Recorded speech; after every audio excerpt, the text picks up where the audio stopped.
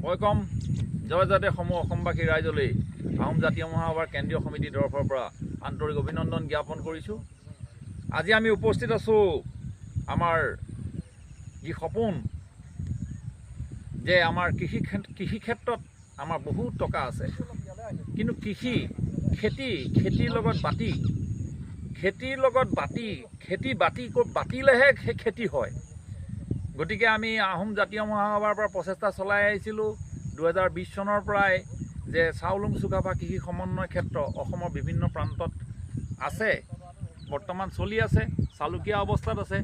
আমাৰ লক্ষ্য উদ্দেশ্য হ'ল আমাৰ গাঁৱত যি শিক্ষিত নিবনুৱা যুৱক যুৱতীসকল আছে, যিসকল অসমৰ বহিৰাজ্যত গৈ তেওঁলোকে বঞ্চিত হ'বলগীয়া হৈছে আৰু বহুতো অভাৱনীয় পৰিস্থিতি হৈছে। আমাৰ নিকটৱৰ্তী বামুণবাৰী গাঁৱলৈও তেনেকৈ কেইদিনমানৰ আগতে তেনেকুৱা দুখ খবৰ আহিছে। গতিকে আমি আশা কৰিম যে আমাৰ গাঁৱৰ যি মাটি পৰি আছে, সেই মাটিসমূহত আমি যদি বৈজ্ঞানিকসন্মতভাৱে চৰকাৰৰ সহযোগিতাৰে আমি কৃষি ক্ষেত্ৰত আমি আগবাঢ়ি যাওঁ, তেতিয়াহ'লে আমাৰ অসমখন আকৌ সেই শস্য শ্যামলা যিটো শব্দ, সেই অসমখন আকৌ পুনৰ সোণালী হ'ব।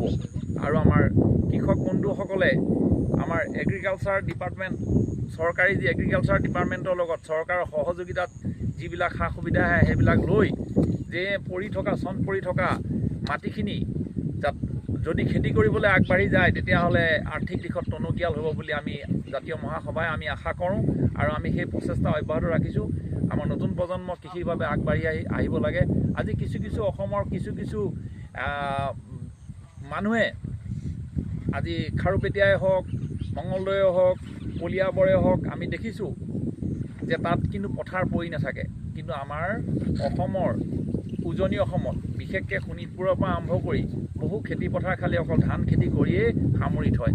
গতিকে আমি কুঁহিয়াৰ খেতি, ৰবি শস্য কৰিব লাগে, আমাৰ কৃষি ক্ষেত্ৰখন আগুৱাই নিব লাগে আৰু শিক্ষিত যুৱক যুৱতীসকল যাতে তেওঁলোকৰ আৰ্থিকভাৱে টনকিয়াল হ'বলৈ এই কৃষি ক্ষেত্ৰৰ যোগেদি সহযোগিতা আগবঢ়ায়। ধন্যবাদ।